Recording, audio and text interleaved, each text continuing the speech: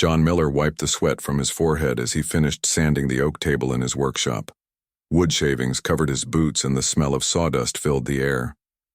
At 36, his life had fallen into a comfortable routine. He woke up at 5 each morning, made black coffee, and worked in his small carpentry shop attached to his house until evening. Then he would eat a simple dinner, watch an hour of television, and go to bed. Weekends meant fishing at Miller's Pond or having a beer at Lou's Bar. It wasn't exciting, but it was peaceful. And after everything he had been through, peace was all John wanted. The town of Oak Ridge knew John as a skilled craftsman who kept to himself. Some called him unfriendly. Others said he was just shy. The truth was somewhere in between. John had learned early that getting close to people meant getting hurt when they left. His father walked out when he was 8. His mother chose alcohol and new boyfriends over him by the time he was 13. His fiancée Lisa left him at the altar 5 years ago. So John built beautiful furniture and a quiet life with solid walls around his heart. That April morning, sirens broke the usual quiet of Elm Street. John stepped outside to see an ambulance parked in front of Susan Taylor's house across the road. Susan was a single mother with 3 kids who had moved to town about 2 years ago. John had nodded hello a few times but never had a real conversation with her. He watched as paramedics rushed inside. Mrs. Winters from next door hurried over. "It's awful," she said, wringing her hands. Poor Susan collapsed in the kitchen. Her oldest girl found her and called 911. John nodded, uncomfortable with both the situation and Mrs. Winters' eagerness to share the news. But something made him stay and watch as the paramedics eventually brought out a covered stretcher. 3 children followed behind, a tall girl with long brown hair, a boy clutching a handheld game console, and a tiny girl holding a worn stuffed rabbit. An older woman John recognized as Susan's mother arrived shortly after, her face pale with shock. She hugged the children as a police officer spoke to her. Even from across the street, John could see her hands shaking. John went back to his workshop trying to focus on his orders. It wasn't his business, it wasn't his problem, but that night he couldn't stop thinking about those 3 kids following the stretcher.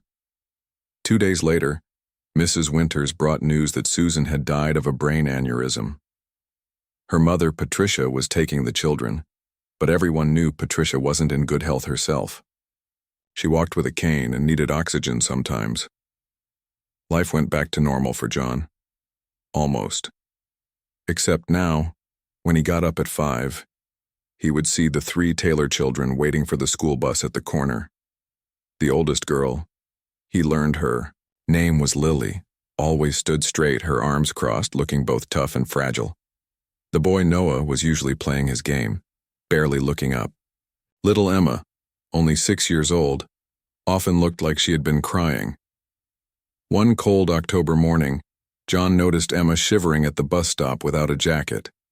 Before he could think about it, he grabbed an old sweatshirt from his closet and walked over. "Here," he said, holding it out. "It's too cold to be without a jacket." Emma stared at him with big blue eyes but didn't take it. "We don't need your help," Lily said sharply. "Our grandma is washing our coats. They'll be dry tomorrow." John nodded and walked away, leaving the sweatshirt on the fence post. The next day, he pretended not to notice that Emma was wearing it, the sleeves rolled up many times. A week later, John was driving home when he saw Patricia struggling to carry groceries up her porch steps. He pulled over without thinking. "Let me help with those," he said, taking the bags. Patricia looked relieved. "Thank you. These old bones don't work like they used to." Inside the small house, John saw signs of a woman doing her best in impossible circumstances. Clean but worn furniture, school books scattered across the table, a calendar packed with doctor appointments, 3 children's artwork taped to the refrigerator. "You're the carpenter," Patricia said. "John, right? Susan mentioned you make beautiful things." John was surprised Susan had ever mentioned him. "Yes, ma'am. Been doing it since I was a teenager." Patricia sighed as she lowered herself into a chair. "These steps are killing me. The bottom one is rotting and I nearly fell yesterday." "I can fix that for you," John said before he could stop himself. The next day, he replaced her porch steps. The day after that, he noticed her gutters were clogged and cleaned them out. Small jobs, he told himself. Just being neighborly. November brought early snow. John dropped off extra firewood when he heard their heating was unreliable. He started, leaving thermoses of hot chocolate at the bus stop. He fixed Patricia's leaky kitchen faucet. He told himself he was just being a decent human being. The children remained distant. Lily was openly suspicious. Noah barely looked up from his games. And Emma hid behind her siblings. John didn't push. He understood walls built from loss better than anyone. In January, disaster struck again. Patricia had a severe stroke. Mrs. Winters found John in his workshop. They took Patricia to the hospital in an ambulance, she said. The children are with a social worker. They're saying the kids might have to go into foster care, probably to different homes since not many people take 3 children at once. John sat down hard on his workbench, sawdust floating around him. He thought of his own time in foster care after his mother went to rehab for the 3rd time. The memories made his stomach turn. That evening he drove to the hospital. He had no plan, just a nagging feeling he couldn't ignore. He found Patricia's room and stood awkwardly in the doorway. She looked small and gray against the white sheets. "John," she whispered when she saw him. Her right side didn't move at all. "The children, they're with social services," John said. "I heard they might be split up." A tear rolled down Patricia's cheek. "I can't lose them too. Not after Susan." John shifted uncomfortably. "I have that extra bedroom. And the office could be another bedroom, just until you're better."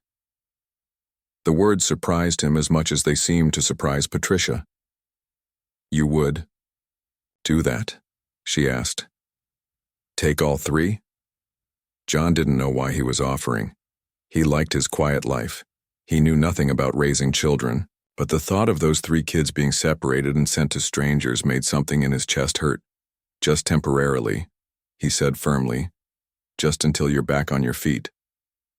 2 days later, John stood in his living room as a social worker, named Diane Powell, explained the terms of temporary guardianship.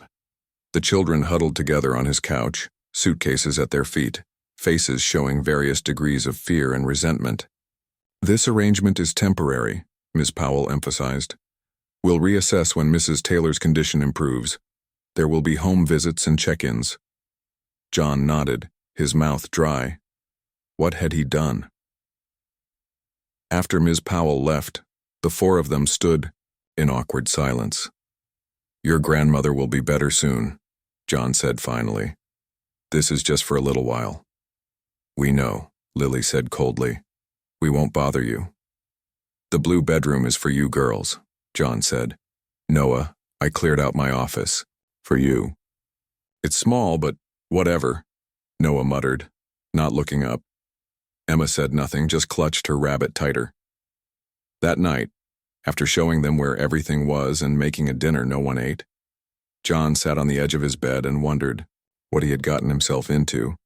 He was no father figure. He had no idea how to talk to children. His own childhood had taught him nothing about creating a home. But as he walked past the girls' room to get a glass of water, he heard Emma crying softly. He paused, his hand hovering over the door, then continued to the kitchen. He didn't know how to comfort a crying child. He didn't know how to be what these kids needed, but he did know one thing, what it felt like to have no safe place in the world.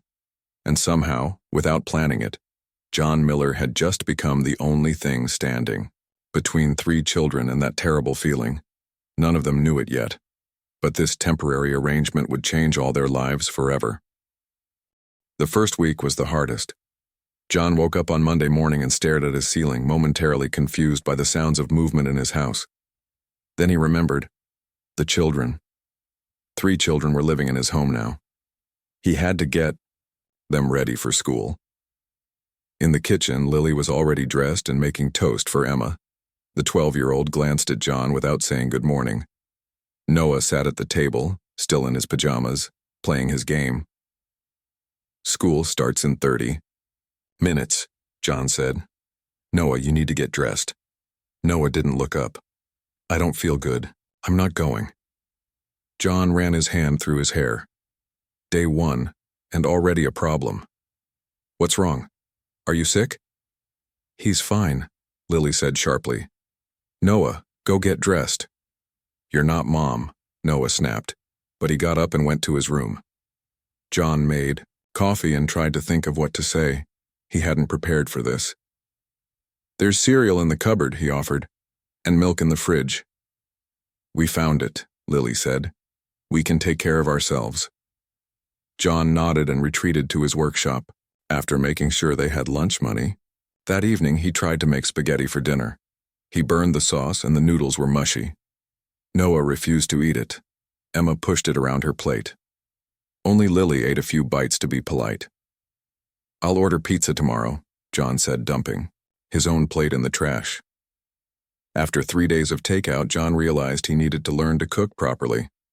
He bought a basic cookbook and tried again. His chicken was too dry, his vegetables overcooked. The children ate just enough to stop being hungry, then disappeared to their rooms. Bedtime was another struggle. Emma had nightmares and would wake up crying for her mother.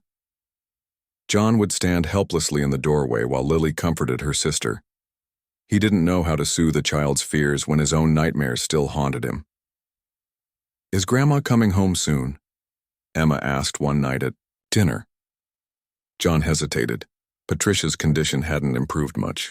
She's still very sick. The doctors are helping her. Can we visit her? Noah asked. I'll take you this weekend, John promised.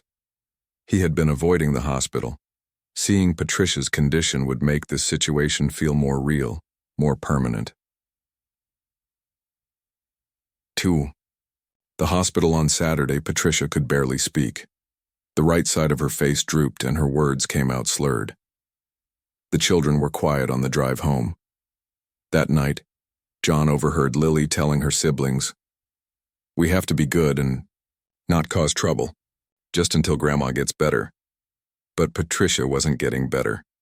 The doctor pulled John aside during their next visit. "She'll need long-term care," he said.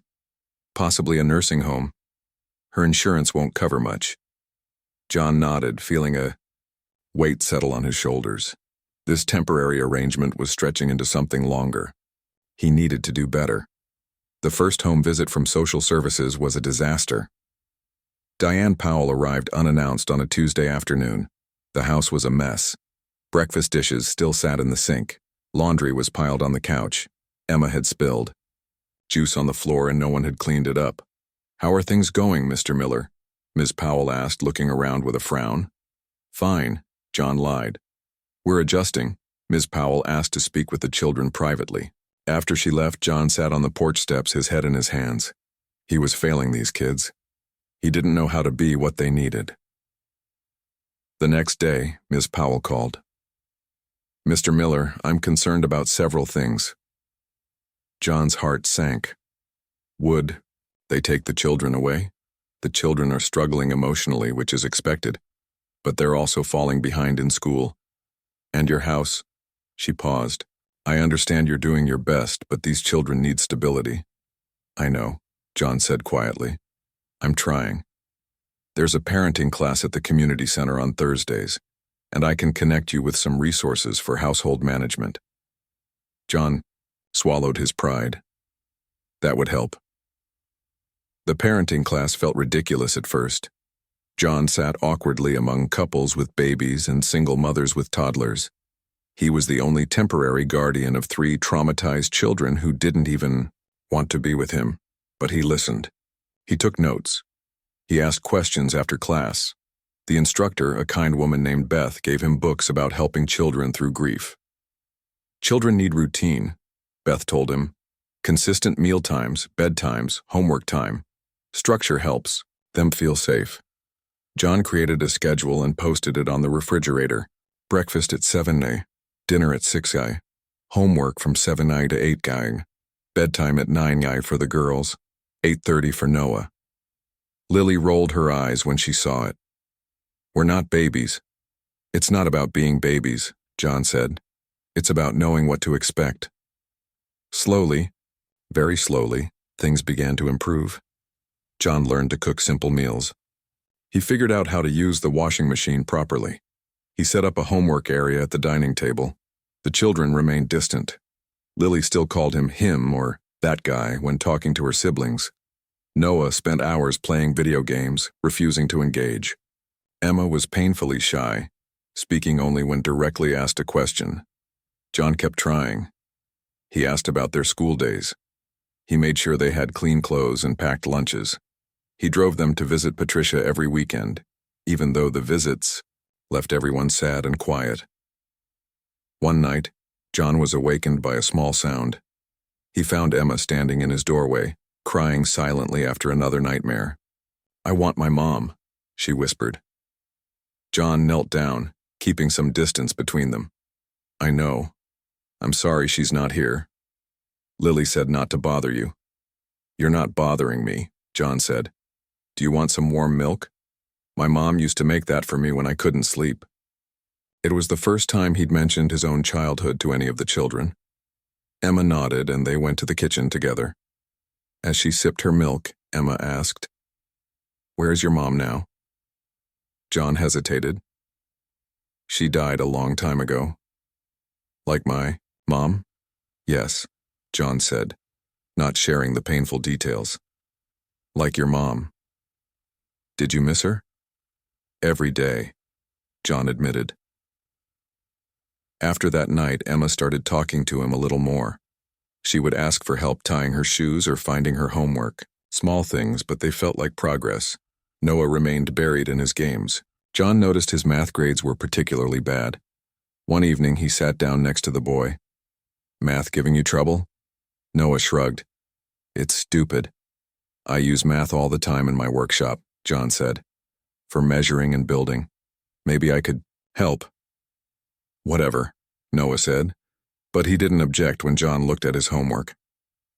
With Lily, progress was much slower. She took care of her siblings and did her chores, but she kept John at a distance.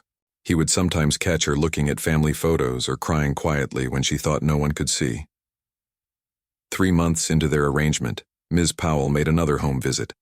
This time, the house was clean. Dinner was cooking in the oven. The children's homework was finished. "You've made improvements," she said, sounding surprised. "We're trying," John said. That night, after the children were in bed, John called the hospital. Patricia had developed pneumonia. The doctor was not optimistic. John sat on his porch for a long time, thinking. He had never planned to be anyone's father. He had never wanted the responsibility.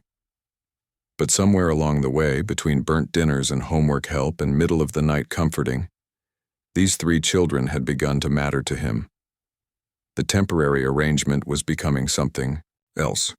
Something that scared him but also gave his life a purpose it had never had before.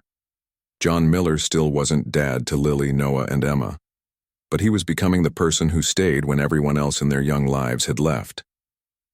6 months after the children moved in, a rhythm had formed in John's once quiet house. Mornings began with John making breakfast while Lily helped Emma brush her hair. Noah would stumble in last, usually after John called him twice. After school, the children did homework at the dining table while John worked in his workshop, the door left open so he could hear if they needed help. John had converted his home office into a proper bedroom for Noah, with blue walls and shelves for his games. The girls' room now had 2 beds with colorful quilts that Mrs. Winters had given them.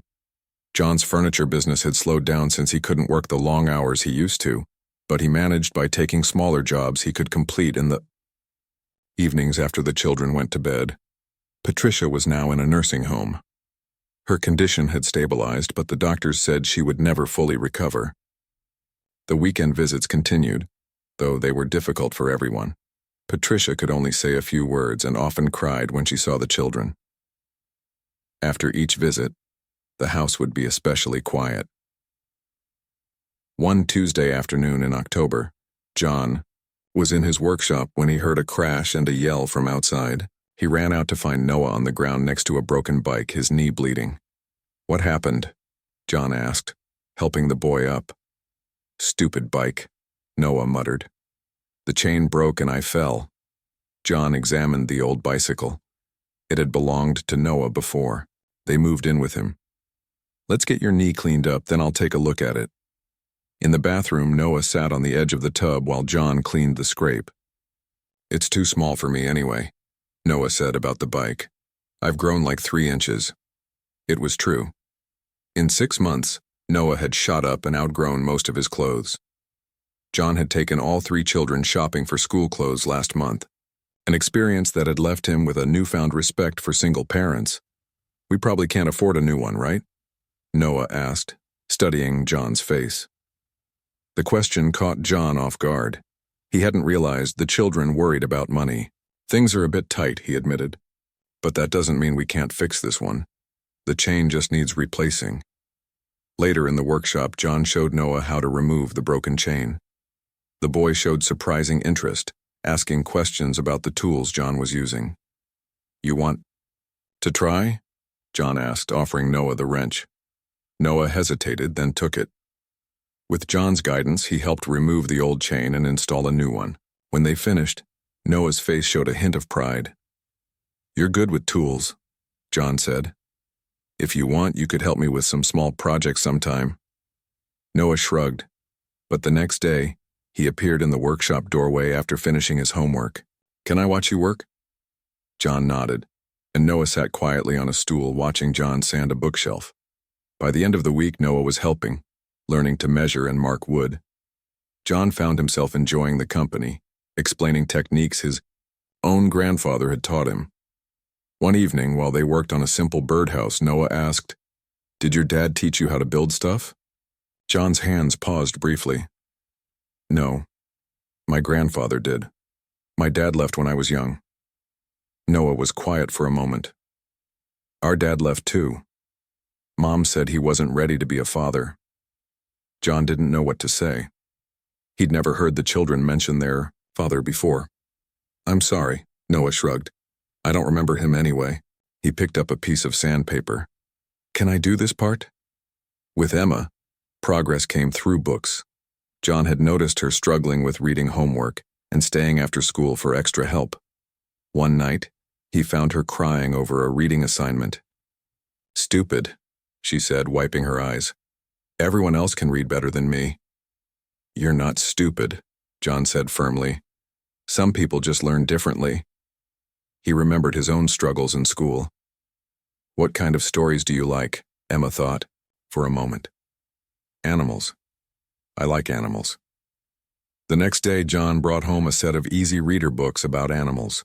That night, instead of having Emma read alone, he sat with her. "Let's read together. You read a page, then I'll read a page." At first, Emma was hesitant, but John was patient, helping with difficult words without making her feel bad. They finished, one short book, then another. When it was time for bed, Emma asked, "Can we read more tomorrow?" Every night, John promised. Their reading sessions became a nightly ritual. Gradually, Emma began to read more fluently. She would cuddle next to John on the couch, a stuffed rabbit in her lap. Sometimes Noah would join them, pretending he was just bored but listening intently to the stories. With Lily, things remained difficult. She did her chores and looked after her siblings, but she kept her distance from John. When he asked about school or friends, she gave short answers. At parent-teacher conferences, her teachers said she was smart but withdrawn, not participating in class discussions. John didn't push her. He remembered being her age, angry at the world and everyone in it. Instead, he made sure she knew he was available if she needed him. He attended her school events and tried to learn about things she liked. One evening, he noticed Lily looking at a flyer from school. "What's that?" he asked. "Nothing important," she said, folding it up. John saw it was for the school band. "Are you interested in playing an instrument?" Lily shrugged. "Maybe, but instruments are expensive. What would you want to play?"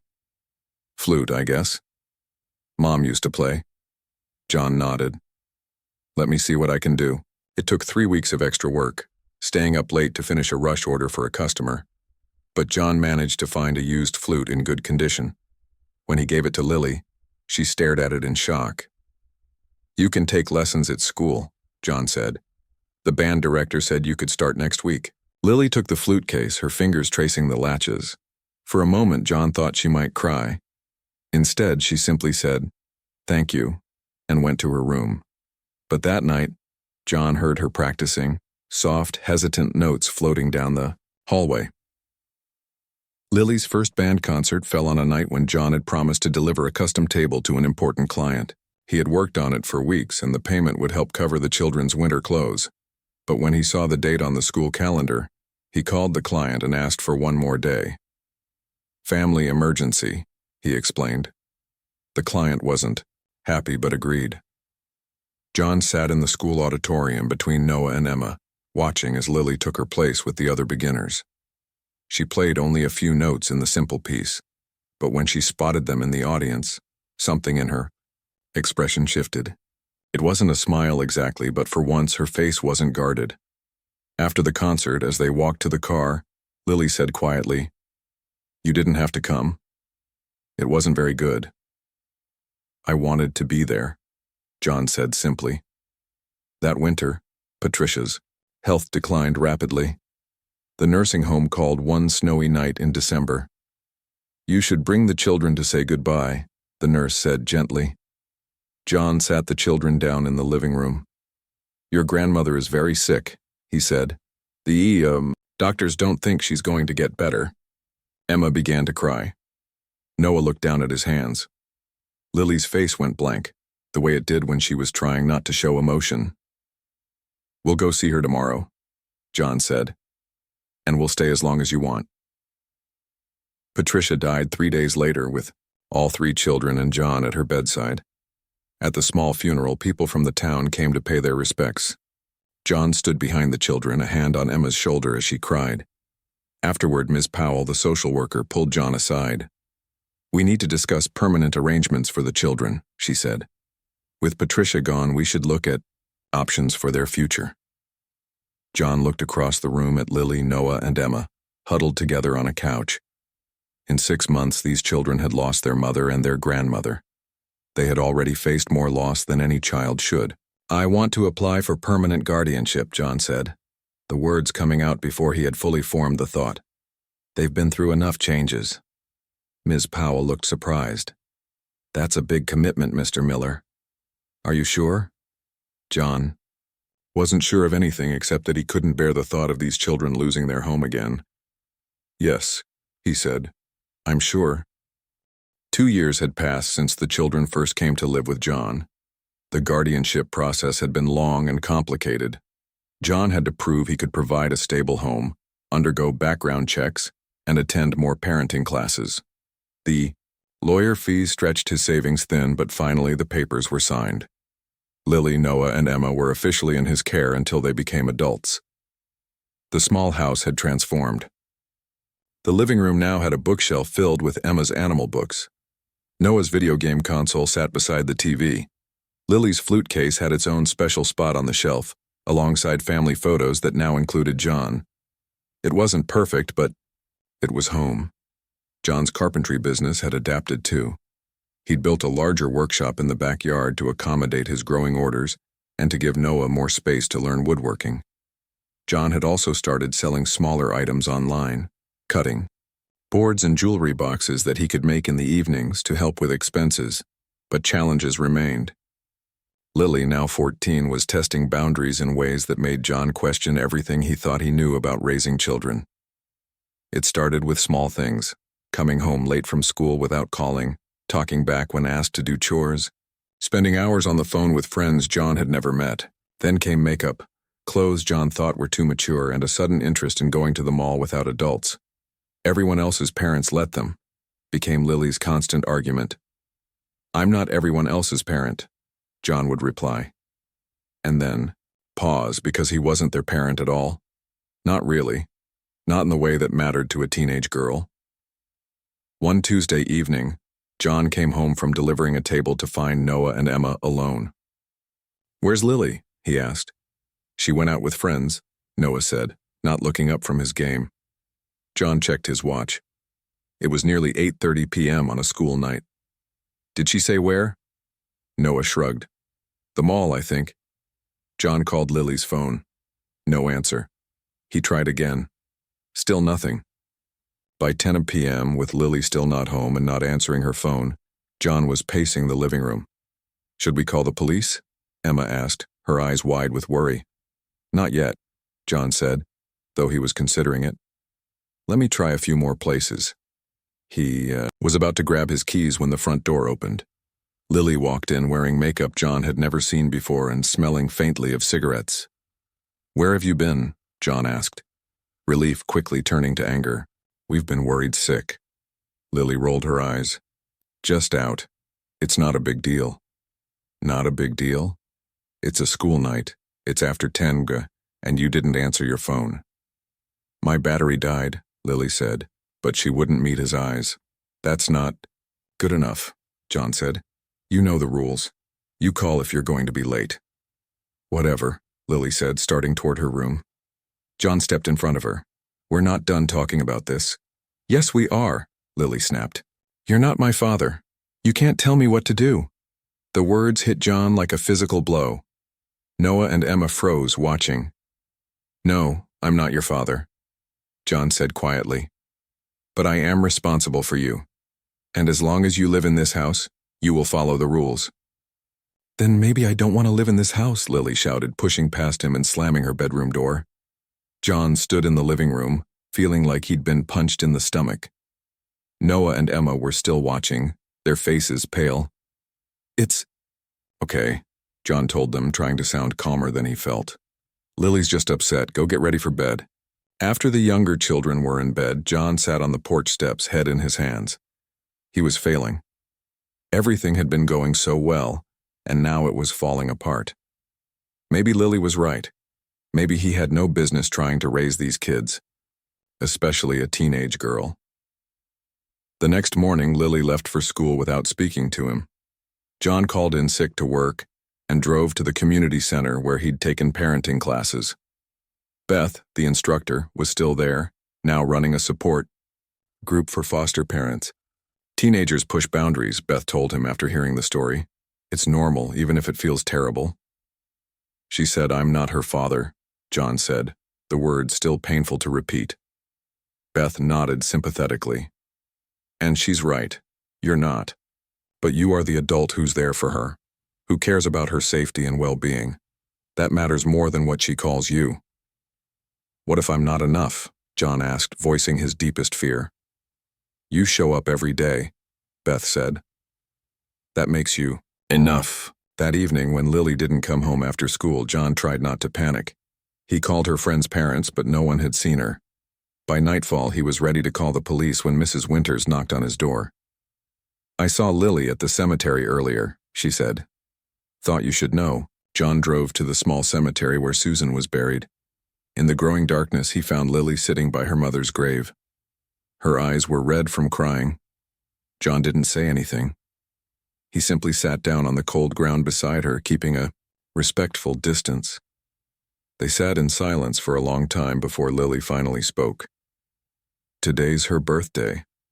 John closed his eyes. He hadn't known. I'm sorry. We always had chocolate cake on her birthday. With strawberry ice cream. Lily wiped her eyes.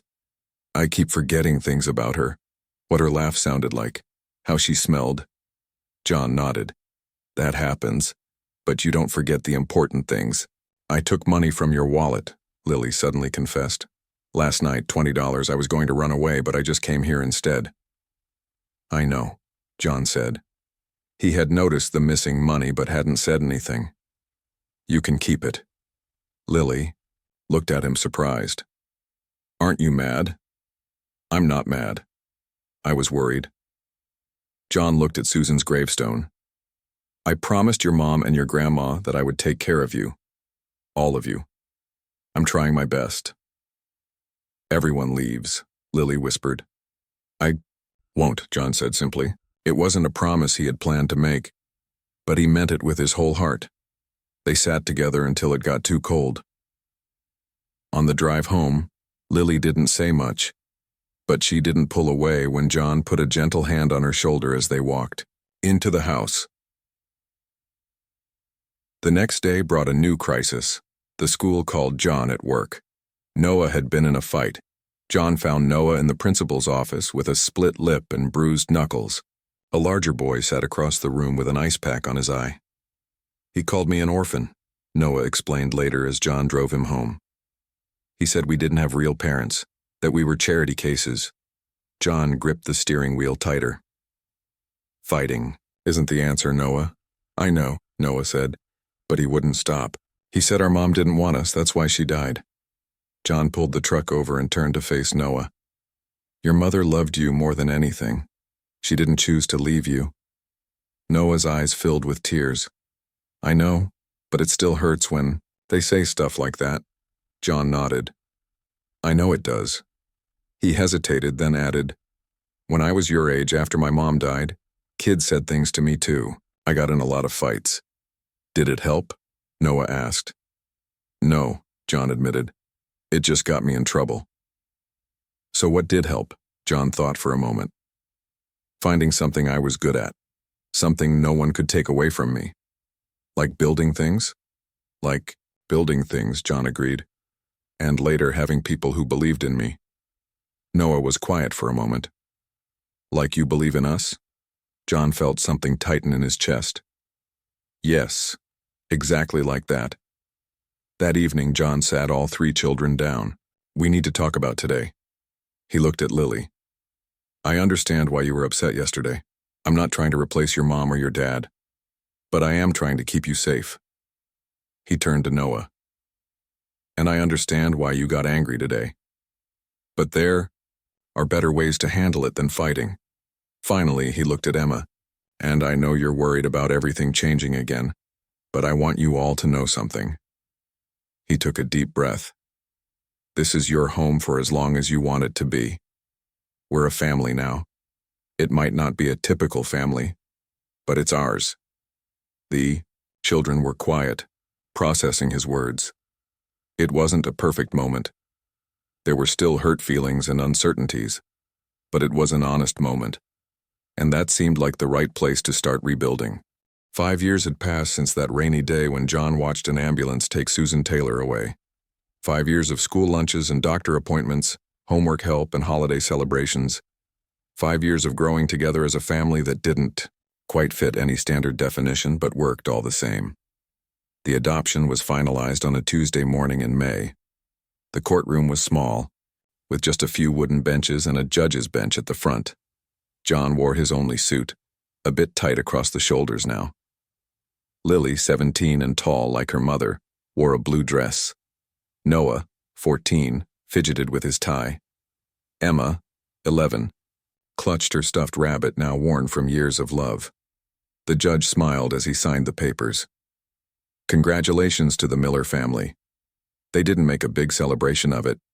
John had asked if they wanted to go out for a special dinner, but the children had requested pizza at home instead. It felt right somehow. The important things in their family had always happened in that small house on Elm Street.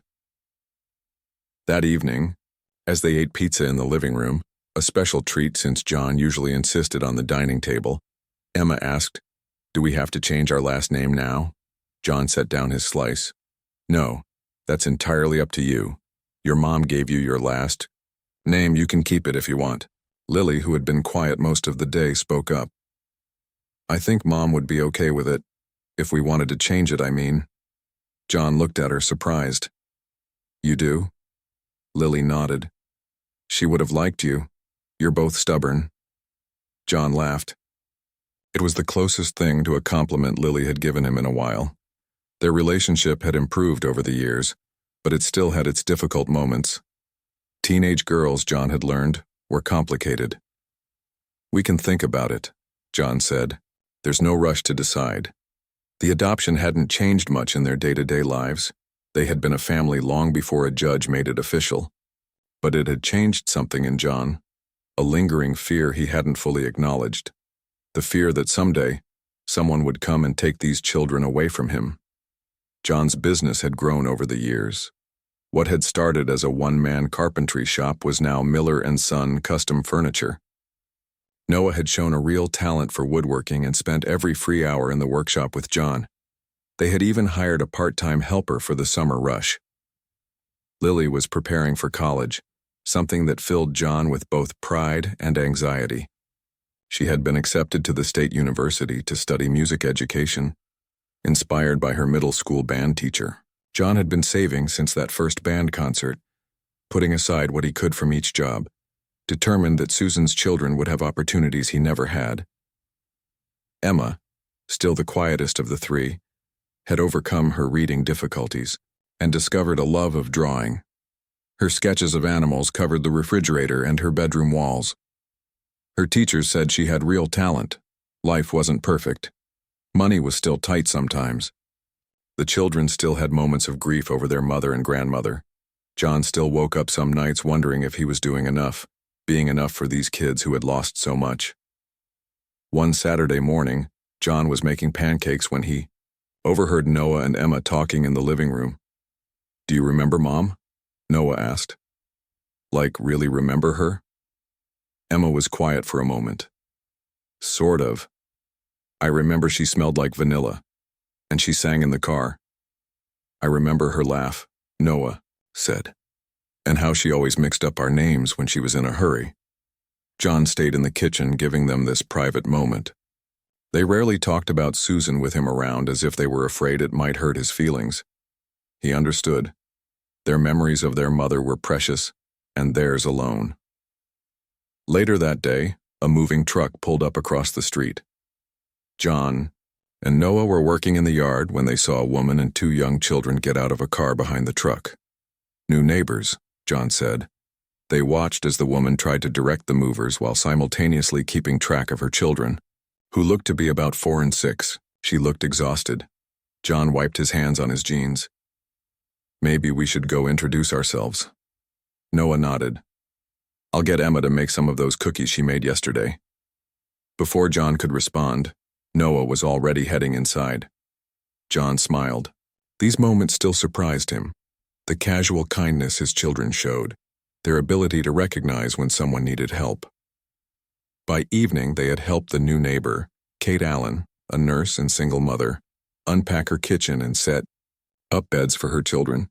Lily and Emma had entertained the young kids while the adults worked. John had fixed a wobbly porch step before it could become dangerous. "You're a lifesaver," Kate told John as they finished. "Moving is hard enough without doing it alone." "We've been there," John said simply. "It helps to have neighbors." As they walked back to their own house, Lily fell into step beside John. "That was nice of you," she said. "Helping them." John shrugged. "It's what neighbors do." Lily gave him a look he couldn't quite read. "Not all neighbors." That night, after everyone had gone to bed, John sat on the porch steps. The house across the street had lights on as Kate presumably continued unpacking. John remembered his own first nights in this house, alone and content with his solitude. He couldn't imagine that life now. A sound behind him made him turn. Lily stood in the doorway holding 2 mugs of tea. She handed one to John and sat beside him on the steps. "Couldn't sleep?" he asked. She shook her head. "Thinking about college. It's kind of scary." John nodded. He'd been thinking about it too. How quiet the house would be with Lily gone, how much he would miss her despite their occasional arguments. "You'll do great," he said. "You're smart, determined, like your mom." Lily smiled a little at that. "I'm also stubborn and bad at asking for help, like you." John laughed. "Fair enough."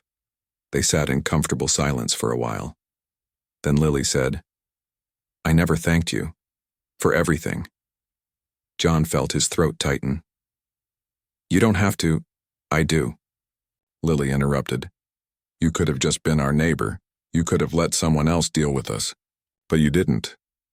John looked down at his mug. "I couldn't imagine not having you all in my life now." Lily was quiet for a moment. "I've been thinking about something. For my college paperwork." "What's that?" "I want to change my last name to Miller." John looked at her, surprised. "You don't have to do that. Your mom would understand," Lily said firmly. "Mom gave me my first name and my life. You gave me a home when I needed one. I want to honor that too." John didn't trust himself to speak. He nodded instead. I talked to Noah and Emma. Lily continued. They want to change theirs too. We thought, maybe after I leave for college, so we can all do it together when I come home for Thanksgiving. Home. Such a simple word. John had spent so many years alone in this house, never realizing it wasn't really a home until these 3 children filled it with noise and chaos and love. Whatever you decide is fine with me, John said when he could trust his voice again. You'll always be Taylor's kids, but you're mine too. Names don't change that. Lily leaned her head against his shoulder, something she hadn't done since she was much younger. We never called you Dad, she said softly. That's okay, John said. I never needed a title. I just needed you 3. John, Lily said in that particular way they all said his name. Not just a name, but a designation of trust, of family. John Miller had never planned to be anyone's father. But sitting on his porch steps with Lily beside him, Noah and Emma, sleeping safely inside, he knew he had become something just as important, the person who stayed when everyone else had left.